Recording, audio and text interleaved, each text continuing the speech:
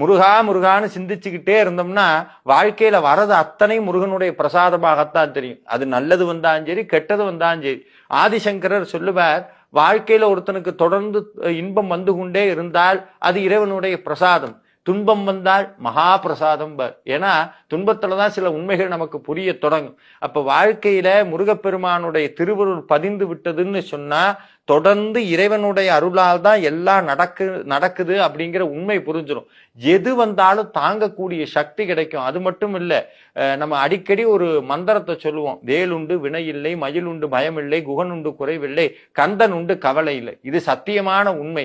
எதை பார்த்தும் பயம் வராது. நம்ம வாழ்க்கையில எப்பவுமே என்ன பண்ணுவோம்னா, ரெண்டு உணர்ச்சிகள்ல தான் மனித சமூகத்துல பெரும்பான்மையானவங்க இருக்கிறாங்க. ஒன்னு பயம், இன்னொன்னு கவலை. இது ரெண்டுமே என்னன்னா, பயம்ங்கிறது எதிர்காலத்துல இருக்கும், கவலைங்கிறது இறந்த காலத்துல இருக்கும். நிகழ்காலத்துல வாழவே முடியாது. நடந்து முடிஞ்சதை நினைச்சு கவலைப்பட்டுக்கிட்டே இருப்போம், நடக்காததை நினைச்சு பயப்பட்டுக்கிட்டே இருப்போம். இது ரெண்டும் யாருக்கு இல்லைன்னா முருகப்பெருமானை வழிபடுபவர்களுக்கு அது கிடையாது.